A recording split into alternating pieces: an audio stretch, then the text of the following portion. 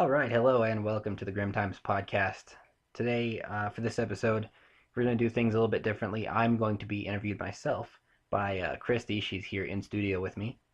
If you want to say hi. Hi. First off, I want to touch on a few different little things here. Hopefully, you all enjoyed the last set of podcasts. I plan to have a few more with Carl coming up here. I want to mention the passing of Tim Wilson. That was another big deal that I wanted to talk about for a second. He was one of my favorite comedians of all time. He was only 52 when he passed away, which is really sad. We definitely lost one of the best comedians out there. He was very underappreciated as well. If you have a chance, look him up on YouTube or try and get one of his albums. And his name is Tim Wilson once again. So do yourself a favor and check that out. He was a regular on the Bob and Tom show. You might have heard him there. So yeah, just check that out. But anyway, for today, we're going to do kind of a lighter show, I guess. We're going to talk about one of my favorite things that I've personally done, and probably, our flagship thing for Jeff Jarman Productions, which is rebranded from Lazy Monkey Studios and all that stuff, because Lazy Monkey was taken, like BrokenCookie.com was taken, and all that different stuff. So let's get started here. We'll talk about the Jeff Jarman Show. Christy, if you want to say anything in particular, or just jump right into the questions here, either way. Nothing really specific. One of my biggest questions is kind of how it was working with your different people, mostly your regulars, Johnny versus Randy and Skylar and Zach.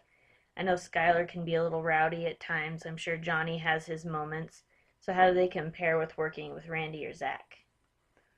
Um, there's a lot there to talk about because each person that's the good thing about the Jeff Jarman show is we have so many characters here.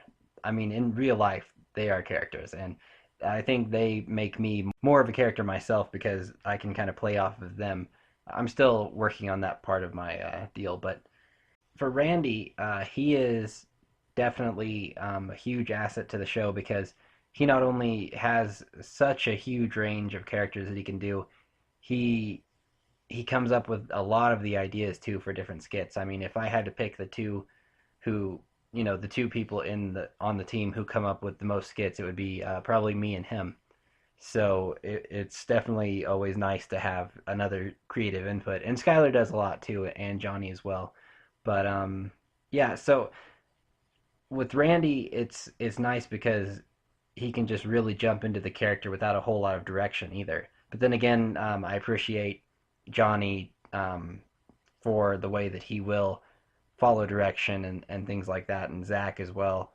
He's really good at doing what I ask specifically, right down to the T. So um, it's really an interesting dynamic working with all these different people, and especially seeing a couple guys like Johnny and Randy interacting with each other. I mean, it's almost something that just writes itself. I don't even have to come up with anything. They can just play off of each other, and it's golden. I mean, people would really appreciate it if they took the time to watch these skits and see where these guys are coming from in terms of their creativity, their inner creativity coming out. Yeah, and then Skylar, he has been with me from the beginning, and he is one of my, he's one of the architects of the Jeff Jarman Show. He comes up with a lot of ideas as well. Actually, I don't know if he gets enough credit for that really because he's come up with a lot of skits that I might not necessarily have come up with on my own just because they're so out in left field compared to what I normally do. So it almost appeals to another audience right there. So I mean, everybody's kind of putting their own flair into the show, you could say. So is it worth it to deal with his stubbornness and, as I've heard, unwillingness to follow the rules sometimes for the input that he gives? Well, eh, well, with Skylar, you gotta figure he's got a lot going on upstairs in that brain, and so he does quite a bit. And sometimes, he might not even have registered what I asked him to do, but what he ends up doing on his own is just as good, if not better. So, I mean, and if I really want something to be the right way, then we can always do it again. And he's always been really good and really willing to do a scene more than, a couple times. I think there's been a couple scenes where I've had, 10 takes just trying to get the right one. I can remember one when we did Keepers of the Key. I think it was episode 3 or 4, but we were walking through the woods and I was behind the camera and I had Skylar walking down this little pathway and he had a line to say, and I told him that when he says the line, he needs to turn and look toward the camera, not at the camera, but toward that direction, so that the voice would carry and it would register on the camera a lot better. And I swear, it took 3 times in a row. He said his line looking away from the camera. And I was just about to lose it. I mean, I was just like, you've got to look this way. And I think we ended up taking it, with him looking away from the camera because it was just one of those deals where he was doing his own thing, and I was like, "Well, we gotta pick it up." And you could hear his line, but it was really faint. So I mean, it's kind of funny sometimes working in those scenarios, and it makes for good bloopers too sometimes. Is that the same for his willingness to, for lack of a better term, I'm going to go into wrestling here, take bumps? Because I've seen how many times he's fallen, been hit with things, ran into various things, and I don't see really any of the other characters on the show doing those things. Oh man, I mean, if that I appreciate very much. If there's somebody I need to jump off a cliff into thorn bushes, Skylar is my man. I mean, he is willing to do pretty much anything, and usually he is the one who suggests it in the first place. I don't even have to ask him to do this. Like when we filmed Keepers of the Key 5, the reshoot, we did 2 versions on that one. But you can laugh, it's okay. Yeah, for Keepers of the Key 5, he actually came up with this completely on his own. It was where his bag went flying off into the woods or something because he wears this plastic bag on his head to protect him from who knows what. And he goes chasing after this bag, and he literally like jumps up in the air and barrel rolls into thorn bushes. And I don't think we found that out that they were thorn bushes until after he had already jumped into them. But either way, it was really funny, and it made for a great scene on camera. Oh, all right. So how about Zach? I know he's changed a lot. He's grown up. He's gotten bigger. Because I know at the beginning of the Jeff Jarman show, he was pretty giggly, and I'm sure you had to do a lot of takes with that one. But how is it working with him growing up, and how he's maturing and changing through the years? This is gonna sound kind of weird, and I know Zach, if you're listening, if you look at early on in the show, you can tell how much younger he looks. I mean, go look at the first episode compared to now. I think it's 5 years later, 5 or 6 years later that we've been doing this show. Yeah, it's almost like two completely different people because you've got, the one style where he used to be like, super giggly and he was always kicking people in the nuts and that was like our thing. But then now he's pretty much totally different. I haven't got to work with him a lot lately, so I think that given the opportunity, we'll be able to kind of shape him into the actor that I need him to be, if that makes sense. And I'm trying to bring Cisco, my nephew, into it as well. So we've got a lot of. It's almost like if you look at the WWE, because I'm a pro wrestling guy, so I'm going to use a lot of analogies on the show. And if you look at the WWE, they're developing new young guys as well. They're not just using the same people. So the more we can build up our roster of actors and actresses, I think the better off the show will be for everyone because nobody wants their character to get stale, and that's the thing I'm trying to produce is good quality content where nothing is stale and everybody is kind of given their fair shake in terms of screen time. So I know since we've moved, it kind of uprooted you away from all everybody that you film with, and I'm the only one out here. And with working, we don't really have time to film much, plus you don't have many character options out here. Since we've been out here for almost 2 years now, do you think you've come up with a lot of new ideas for when you go back? Well, yeah, the time away has definitely given me a chance to think about things quite a bit.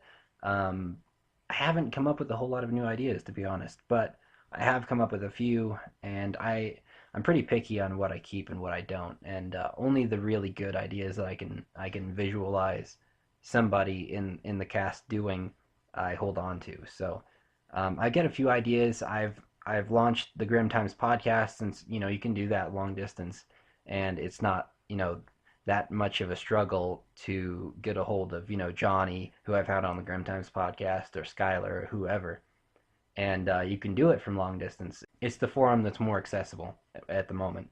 Given the time away, though, I'm probably more motivated than ever, and I think that when I get back, we'll start hitting it pretty hardcore and get quite a few good episodes pumped out before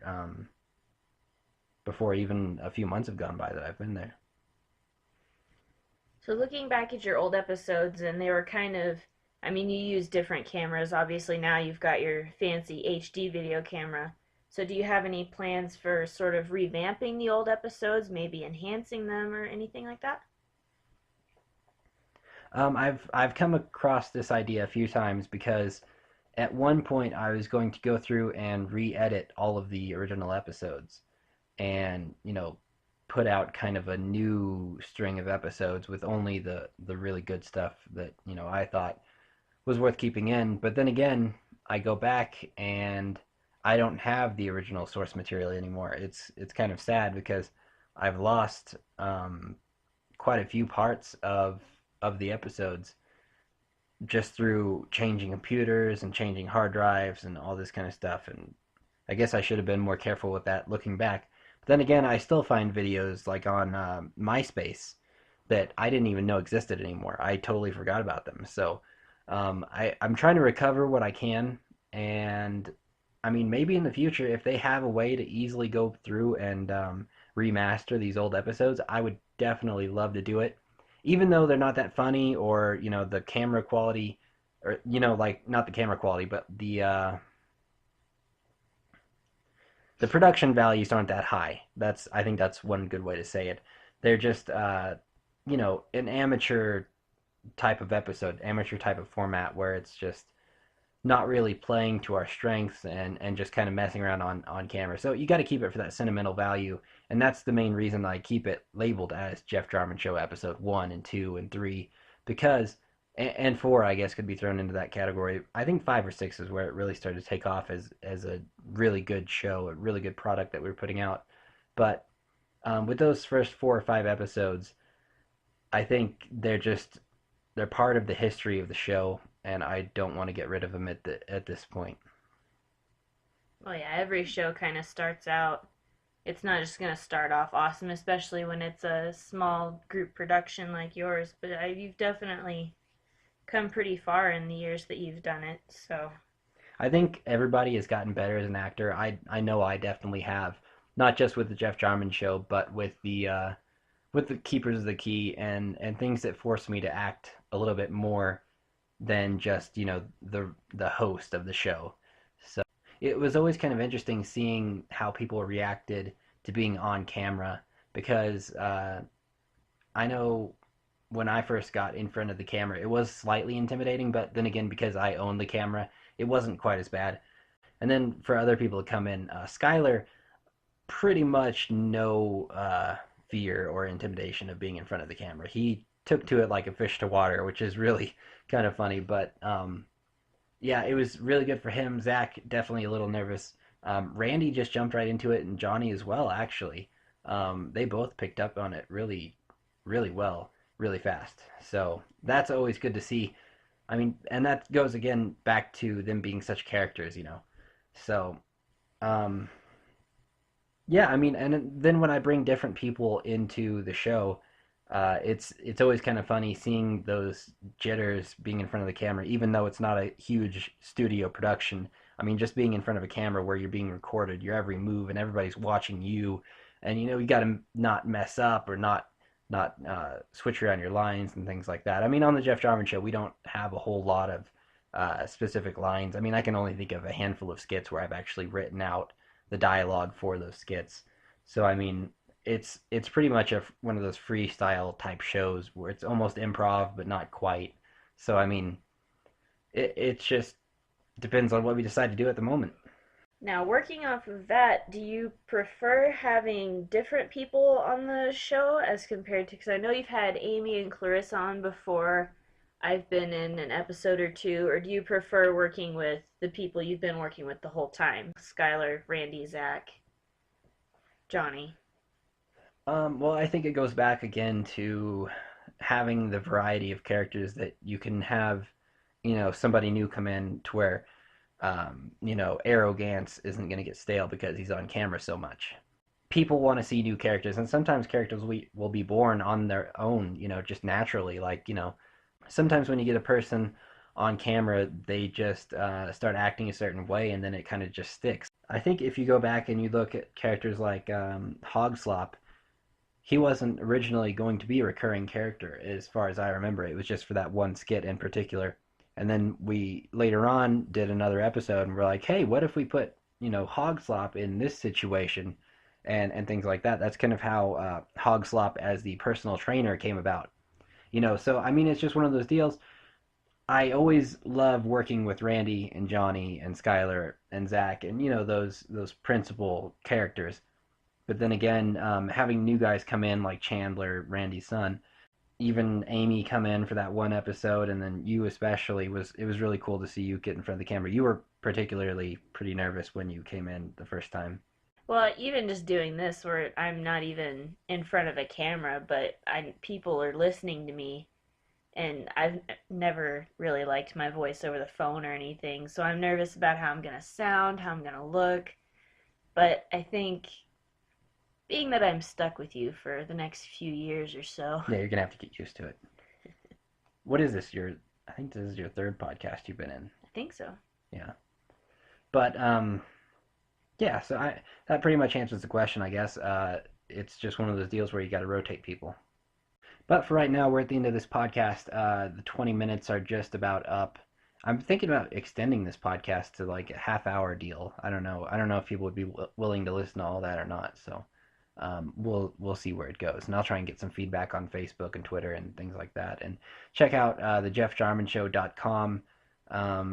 Check us out on YouTube, The Jeff Jarman Show, Keepers of the Key, CCW, and the Grimm Times is on YouTube as well.